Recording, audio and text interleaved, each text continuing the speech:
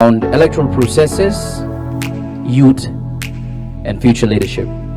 We talk about competency, sir. We talked about competency, and I would want you to touch base on the electoral process and about free, fair, transparent elections, and how, we, the Highlands region, we're one of the largest population in the country, also having the largest youth population in the country. What role do you see young people playing in shaping governance and accountability in the years ahead? Thank you. This is a question that relates to accountability, because the system of government that PNG has,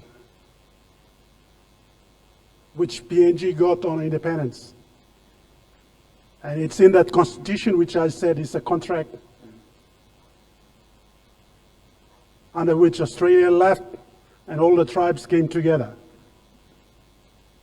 The laws are there. The rules are clear, basic, clear. And elections are the ultimate accountability mechanism. There's nothing else that is important than elections in the system of government we have. And most of you are not aware. If there's anyone who knows election and election policy and laws and stuff, it's me. Because I've done 3 elections as a candidate. I've written the laws on elections.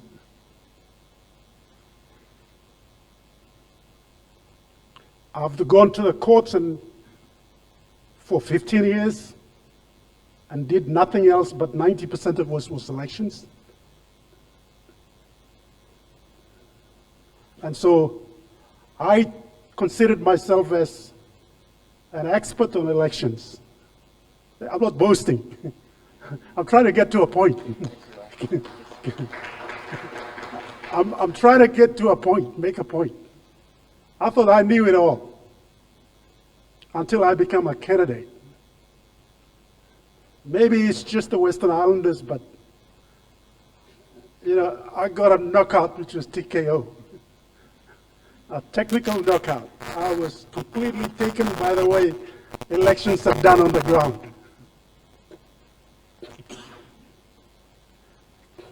I felt I knew the rules.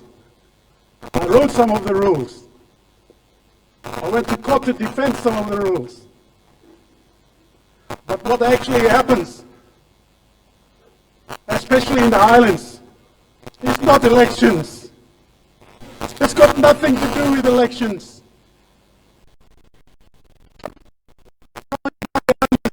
It is true.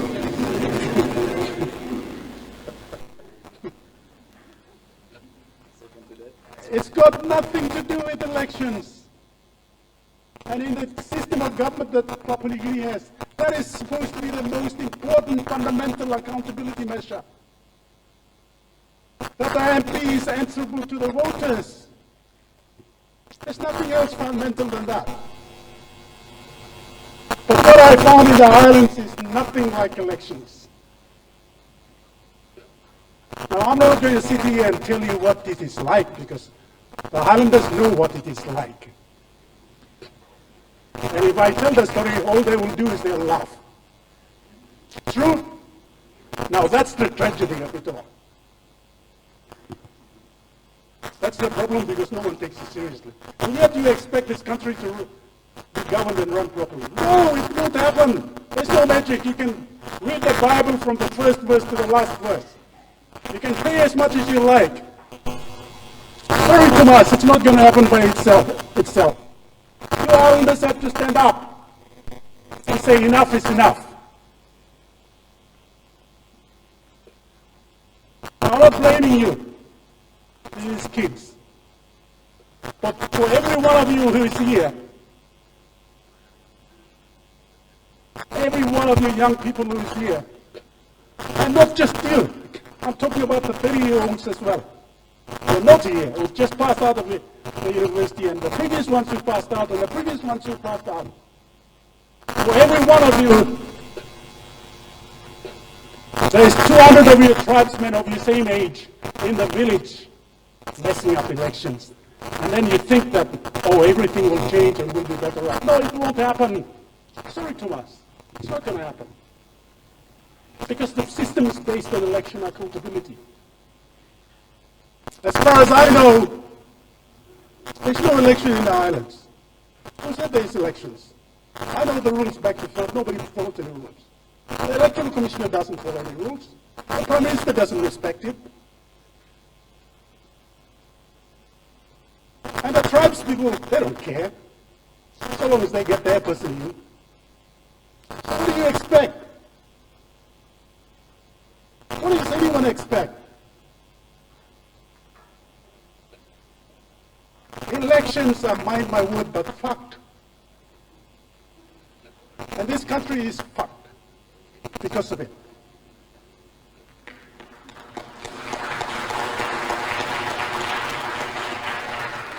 Now take it from me, I know what I'm talking about. I've been a candidate. I've been in the courts. I've written the bloody damn law. That's just a word. Sorry. If you want something to work, all of you have to go back and tell your 100 other young blokes in the village to stop this nonsense, this rubbish that goes on. Because the time you're spending here trying to get an education is useless. That stuff doesn't work. You agree? You wake up. I'm sorry I have to pick on you, but it needs to be said. And that's the truth. The truth hurts, right?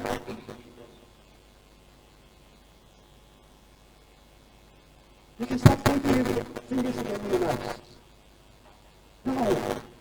The problem is all of us. It's by the candidates. It's by the young guys who hijacked the ballot box. Who said there is an election? It's a criminal syndicate that's going on in public India. With people pretending to be elected. We're all cheating ourselves, we're lying to ourselves. Every one of us. We know it. And when I say there's no election goes on in the islands, the islanders here, I can see they're all smiling, and you think it's funny. But it isn't funny. It isn't. It's got serious consequences.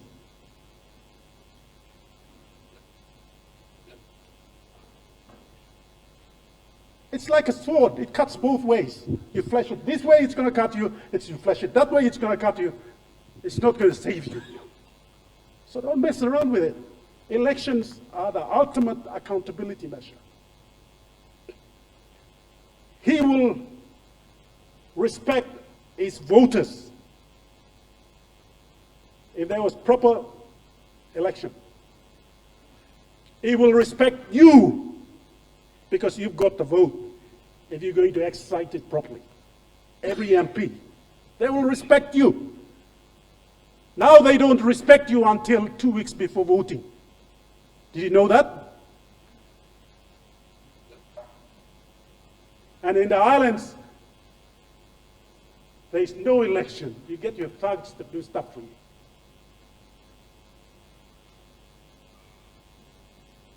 And that's the tragedy. But all of you know that. It's not something new I'm saying. All of you know that. And you think that it's got no consequence. No, my friends, the consequences are serious. Absolutely serious. They affect you, they affect your children, they affect your parents, they affect everyone. The misuse of money that's going on, the stealing that's going on is not going to stop until you have true elections and find real leadership. Because otherwise it won't happen. I am telling you. I'm telling you because I know what I'm talking about. Thank you.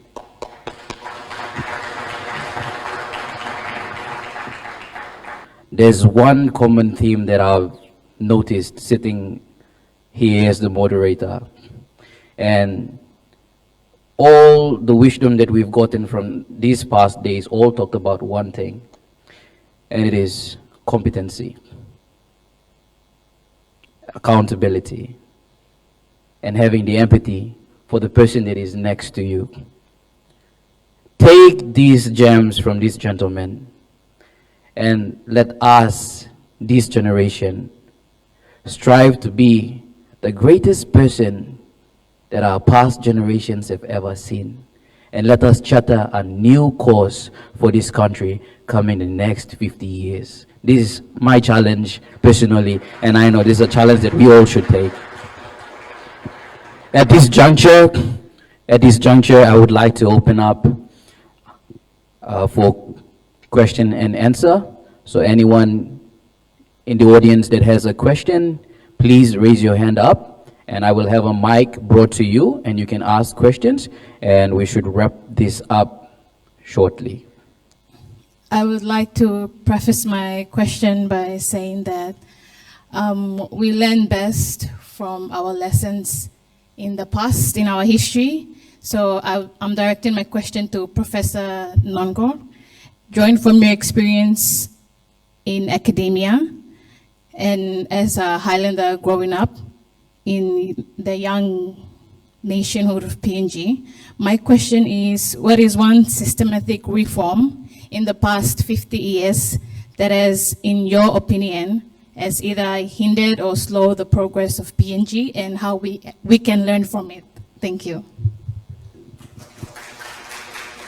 What's your name? Sorry, my name is Brittany. Yeah, thank you. That's a good question.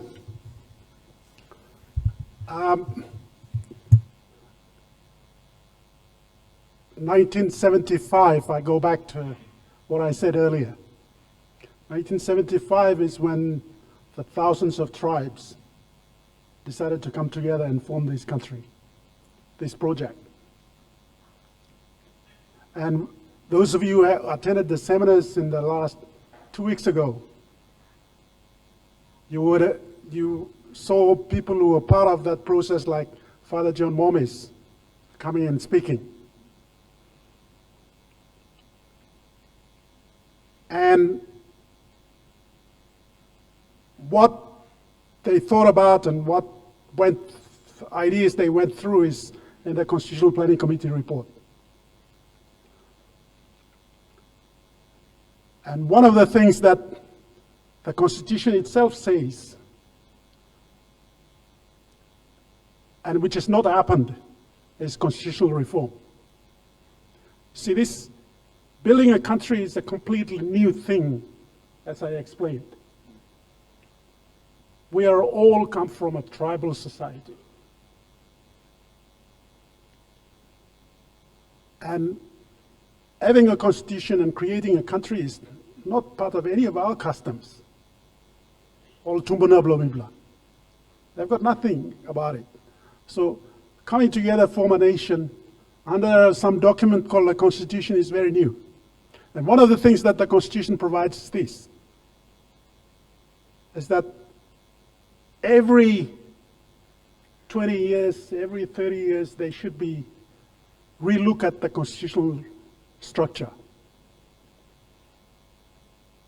Because all get something nupla as to how they work, and if they don't work properly, you adjust as you go along. And earlier on, after independence, a few attempts were made to do some reforms, one of which was provincial government. They really messed it up. It's a mess. It was done by when the government of Pius Wingti, who is my one talk, and Ben Micah, they did that. They messed it up. They kicked out all the premiers who were elected by the people and put the provincial members as the MPs. Accountability systems were to have different people to run the provinces. No, that was taken out, so now it went back to the MPs again. That's the first one. The public service, the Constitution has got a provision which says there should be a Public Services Commission. And the Public Services Commission is independent. Nonggorr minister must stop inside Loislolo, appoint him secretary, block government. That's the system of accountability the Constitution foreshadowed and put him inside by creating a constitutional public service commission. Nonggorr. There was an amendment made to the Public Services Commission Act. It was done by one of my friends, Tony Seguru, when he was the Minister for Public Service, for good reason. Because he was in a hurry as a politician to get a lot of stuff done, and the public servants were becoming a stumbling block. They were just taking their time and they were not implementing stuff, and he got pissed off. So they changed that law and gave the right to hire and fire to the minister.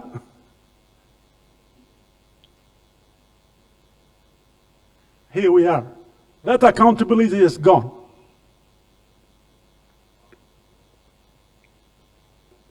So the real reforms have not been done. Some of the attempted reforms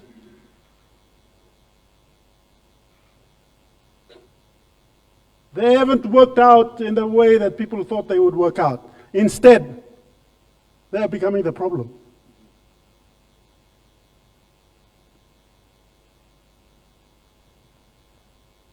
Now, I'll say one thing again. I'm not boasting. I was the person responsible, and actually it was me, I wrote the law to change the voting system from first past the post to preferential. One vote, that's all, you're in. Now you have to go to what is called a preferential system. Vote 1, 2, 3. They count 1, 2, 3 votes. I am responsible for it. A lot of the MPs were against it. Now, I'll tell you why I'm responsible for it. Because with one vote, the islands was going to be up in flames. And it started already. Because you lock up your tribe for one vote. And if you're a big tribe, 20 other guys who are standing in smaller tribes can't win. So long as you lock up your tribe, rouse him bridge, all him gun, logat man bakam kisim vote lomibla. Already warlords were growing up in the islands. I realized that Olga something about Bagaraplo Islands. So I said, Muskie, no one vote, bring 3. Let candidates cooperate. That's why there is no violence up there. I solved that problem. But now the problem now is there's no true election. Okay, I've answered your question. Those are 3 examples of it. Now, the problem now is, and that's not part of your question, but you'll excuse me. I want to throw this challenge to all of you, which I was saying earlier on. The youth, young people, it's true, powerless, hopelessness, all that. I'm critical of things. But young people today, and especially from the islands, you've got one thing to do. And that is within your control and power. And that is, you talking about Mangilo place, the villages, not to mess up the election.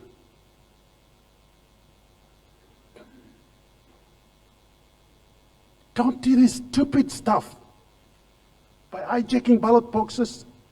Just because some candidate is giving you money for just those 2 weeks of voting, or make him slap us in. You're just destroying everyone. So it's incumbent.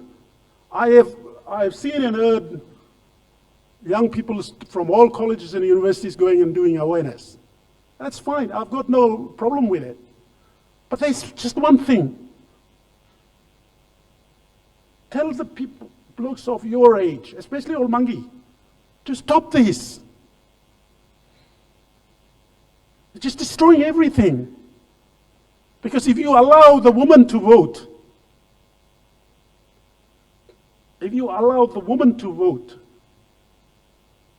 and women don't vote in the islands. You can talk as much as you like. They don't. Only a few of them are at it. You're killing me or so, they'll go in and vote.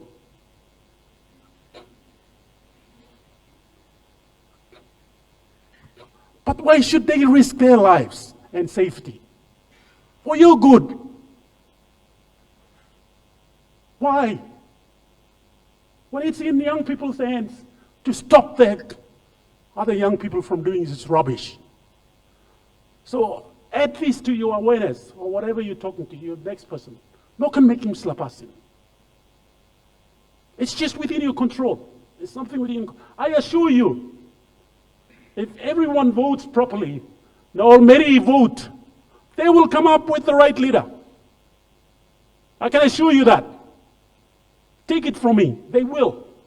You think also all no school now, they don't know about democracy and all that, but they can figure out who's the right person.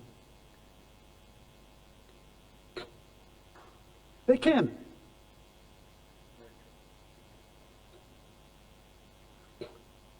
And so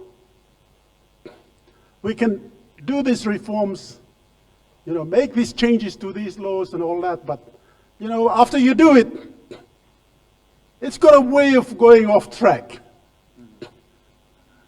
It's got a way of track, like what Tony Seguru did.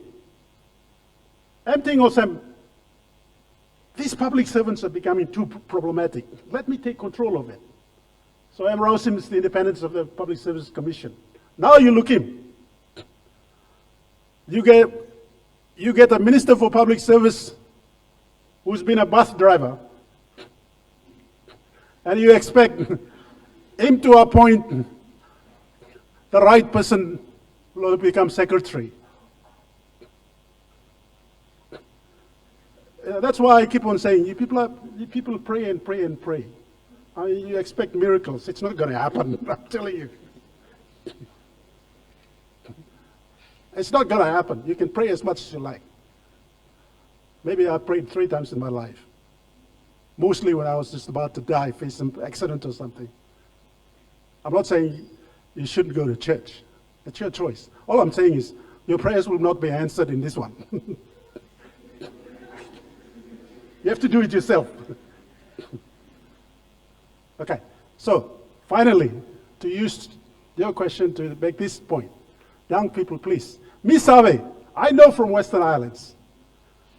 And I'm pretty sure this is the same everywhere in the islands.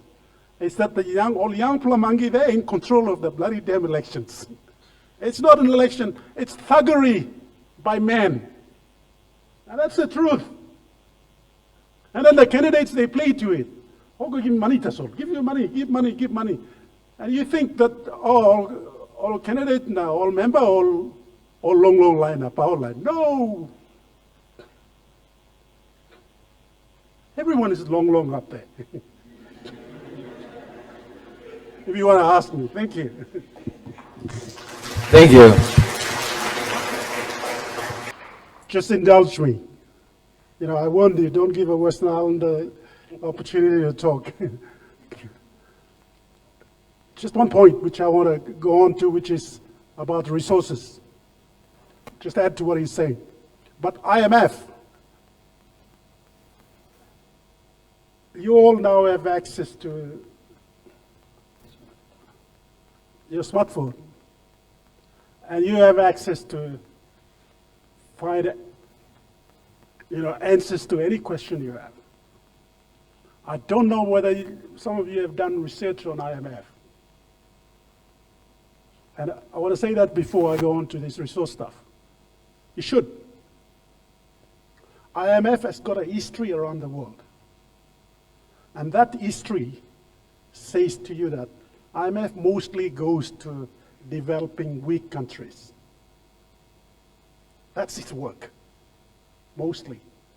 And for developing weak countries like Papua New Guinea, IMF is a devil. It's not a savior. And you need to remember that. Go and Google it. Look up Wikipedia. What's IMF's track record is. It's poor like nobody's business. One of the biggest reasons why inflation is going up is because IMF is telling the government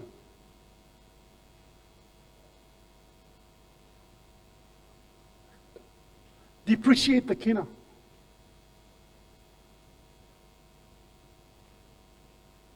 That's why developing countries hate IMF. Because if you depreciate the kina, what it means is that rice will go on top. Because you don't grow it here. You have to spend more kina to buy the rice that's coming out from outside. Kina is weaker and weaker. All get the price blow, something come outside, it'll go up and go up. You're weakening the kina.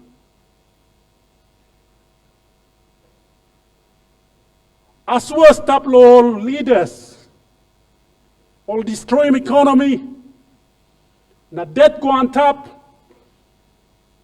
and then they get ordinary people like you to pay for a packet of rice that's gone up. That's what IMF does. It's the devil. They've got one solution only. And that solution is to come and say, depreciate your currency. And prices go up. IMF does not want to say, hey, you leader, you stop stealing. Because that's where the problem is. The country is bankrupt, nearly going bankrupt because all steal. And there is incompetency. There is mismanagement. Plenty of passing Nonggorr come up now, item.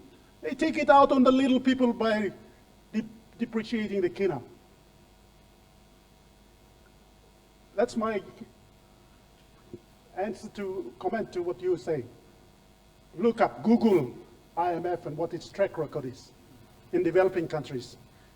All the developing countries, like South America, Africa, Asia, the IMF is the devil. But the devil, a country goes and gets it because the leaders have fucked up the country. And they go to the devil.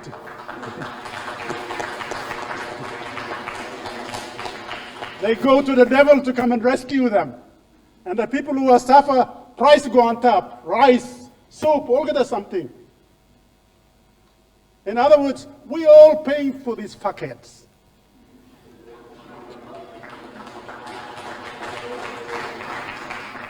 True? Now, the thing is, it's just simple. You can think too much. It's just simple as that. Now, mind me swearing, but I want you to remember it. Hey, it's like people are money, I'm swear. Well, it's about time we swear something. People are man swear too. True. Well, go pray for me. I don't, so. Anyway, coming back to the question about natural resources. I have close and personal knowledge of this, so I'm telling you. Member is already talking about the gas project cost like 17 billion to do it. American company Exxon came and did that up there. Fine. And that's true. I can vouch and verify what you say. A lot of money was spent. But I can also say that the last time I checked, which was maybe 4 or 5 years ago, was one shipment of gas, solidified natural gas, leaving Gulf to go to Singapore. Was the last time I checked was about $400 million. US. One shipment. I don't know how much it is now. That's just one ship. Now you will ask him, where is that money going? Right? Of course, the 17 billion that was spent to work him something on top, they've got to recover it. Right? That's fair enough. But what if it actually cost less than 10 billion and they just put the price up to 17 billion because the other 7 billion all by machine or something that's all similar yet. Now we don't know about the price, true price. And we have to pay it back. Right? The company has to pay it back. But who checks how much gas is coming out of that field? How much actually gas through come out of the field? And how much is piped to the wharf in the Gulf? And how much gets from the pipe to the ship? I'll tell you this. These companies, American companies, don't think that they are saviors. They steal like nobody's business too. They steal. But in their society, in their countries, they've got really efficient, good systems to catch them. So they're all scared. And they don't steal as much. Here, no. But from that 400 million from one shipment, how much of that comes back to Papua New Guinea? The contract government is signing one time, Exxon. Whatever money is shipload, Salim Isla shipload, the money that is paid in US dollars by whoever is buying it, it must go inside Singapore. Law account law. Exxon. It doesn't come straight here to PNG. Did you know that? For every shipment that's done, the money or similar is like one ship, it goes to Singapore. And when it sits in the Singapore account of Exxon, Exxon must rouse him, I'm stopping settle a contract. Exxon must rouse him, all got the expenses blow and past them. And then whatever is left over, all Salim Kamlo PNG Central Bank. And what they have been transmitting is nothing compared to the 400 million that each shipment gets. Right? All of you understand? Do you follow? Yes. You see, in countries like Canada, and other countries, there are people always checking how much gas is actually coming out of the ground lottery. They've got equipment, government has got its own people staying there and checking how much is getting into the pipe. And then they've got people at the ship to check how much is being pumped into the ship by government people, independent people. And then they compare the figures to make sure that, yeah, that's how much is it going. I'm telling you, none of that happens here in PNG. None of it happens. We haven't got the expertise, we haven't got the people. They send one or two people up there, and all they have to do is they pay them some money. And Maskilo keeping good plan record.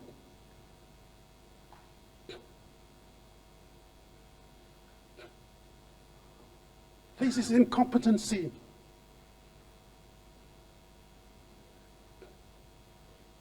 So, the natural resources, a lot is going out.